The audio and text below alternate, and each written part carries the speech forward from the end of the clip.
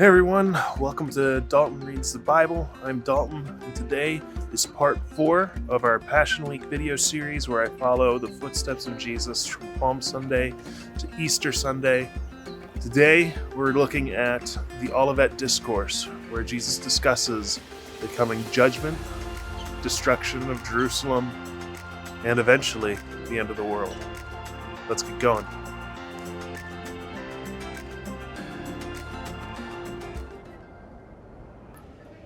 We get now to the point where it says that Jesus was leaving the temple at the end of the day. Okay, he spent the past several days teaching in the temple, and now it's kind of like the end of one of those days. He's getting ready to leave, and as he's walking out, his disciples turn and say, "Rabbi, look at these huge buildings and massive stones. Look at how beautiful they are." And I'm standing here at some of the stones that were used on the Temple Mount. Now, they've been moved since then in the 2,000 years. They've been moved and reused. But you can see some of these things are ginormous. And what's even more surprising is that these are some of the small ones. All right, there's some that are in use lower down in the levels of the temple that you can go see. One of them is 14 feet tall and 45 feet long.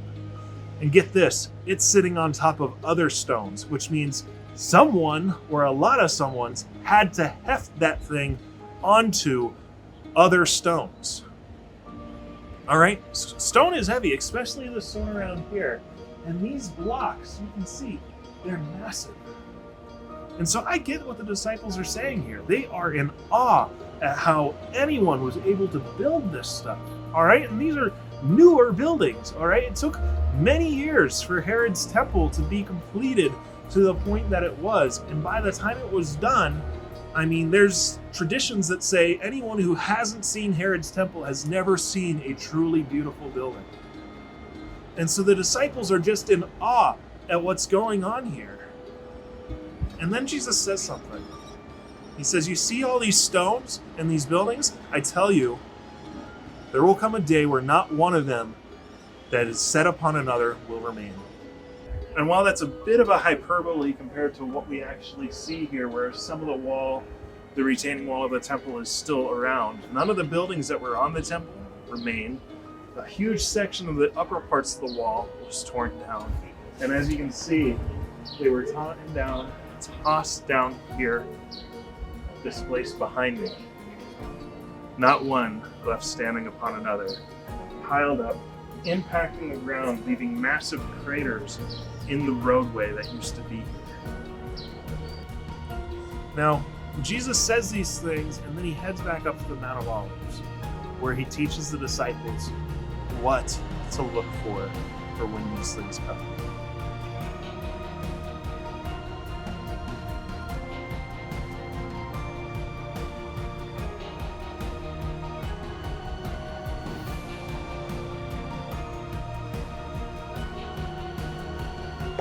Jesus goes back to the Mount of Olives after this, and he sits down resting. And it says, as he sat on the Mount of Olives, his disciples came to him privately, saying, "Tell us, when will these things be, and what will be the sign of your coming at the end of the age?" Jesus answered them, "See that no one leads you astray, for many will come in my name, saying, 'I am he,' or 'I am the Christ,' and they may lead many astray. And you will hear of wars and rumors of wars. See that you are not alarmed, for this must take place, but the end is not yet. For nation will rise against nation, and kingdom against kingdom, and there will be famines and earthquakes in various places. All these are but the beginning of birth pains."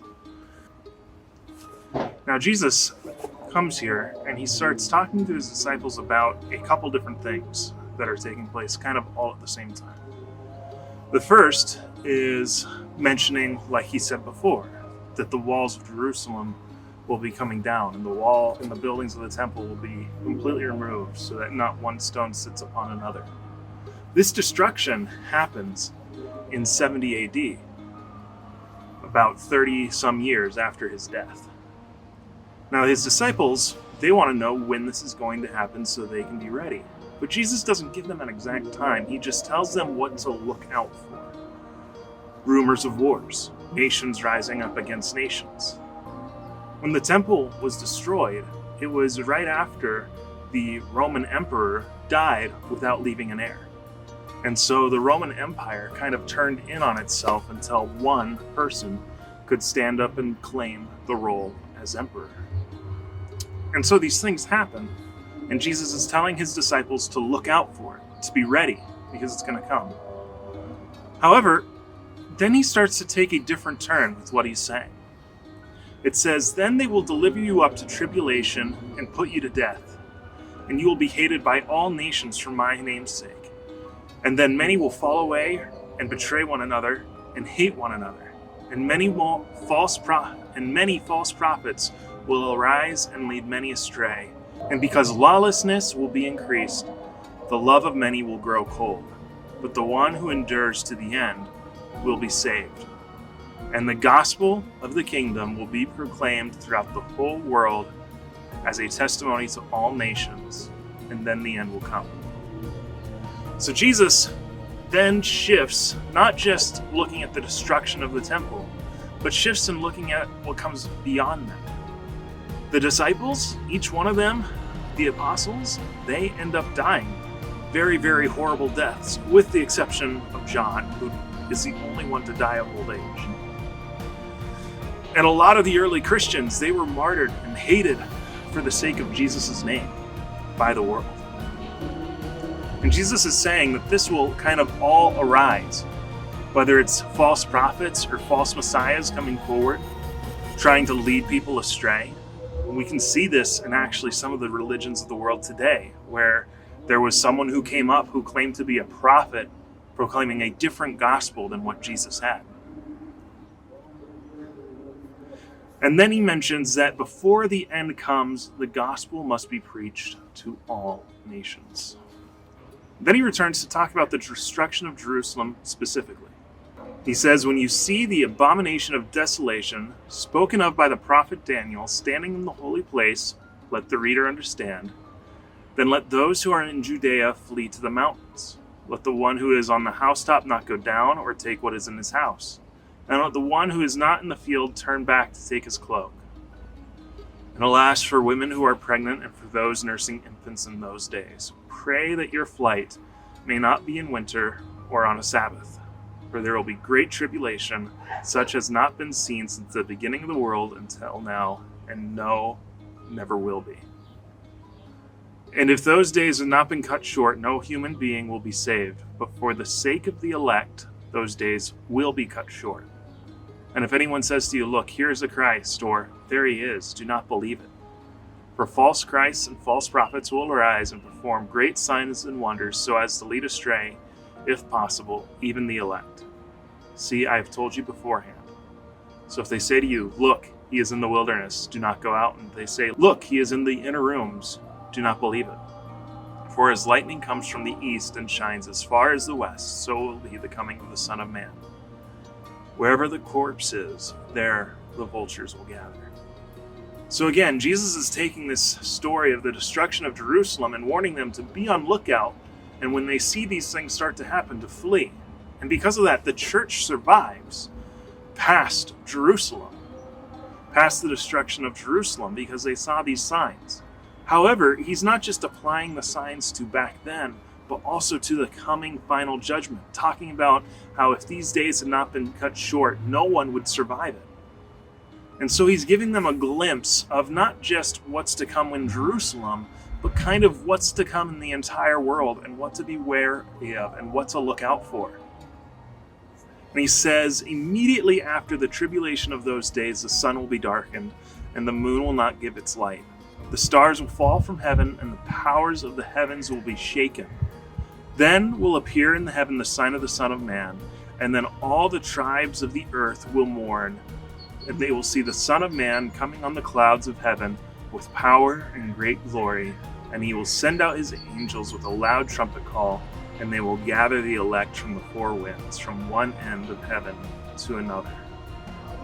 Learn this lesson from the fig tree. As soon as its branches become tender and put out its leaves, you know that summer is near.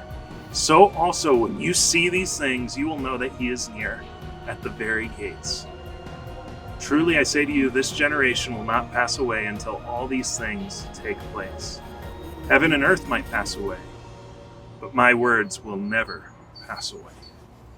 So Jesus is, again, telling them, be ready, be alert, be watchful. Because all these things are going to happen, and a lot of you are going to see a lot of them. And these things that Jesus is talking about apply not just to then, but are stretching out, looking far into the future. And we need to be just as ready as ever. He finishes up saying this. Concerning the day and the hour that this happens, no one knows, not even the angels of heaven, nor the Son. He's saying he himself doesn't even know, but only the Father. For as it was in the days of Noah, so it will be at the coming of the Son of Man. For in those days before the flood, people were eating and drinking, marrying and giving in marriage, until the day when Noah entered the ark. And they were unaware until the flood came and swept them all away. So it will be with the coming of the Son of Man. Then 2 men will be in the field, one will be taken, the other left. 2 women will be grinding at the mill, one will be taken, and the other left. Therefore stay awake, for you do not know on what day your Lord is coming. But know this, that if the master of the house had known in what part of the night the thief was coming, he would have stayed awake and would not have allowed his house to be broken into. Therefore you must also be ready, for the Son of Man is coming at an hour you do not expect. Jesus is talking about the time when he comes again. And he's going to judge the earth. There's going to be people who he takes away, people who are left behind to face judgment. And he equates it to a thief coming in the night, that if anyone knew that when it was happening, they would guard their house, they would be ready.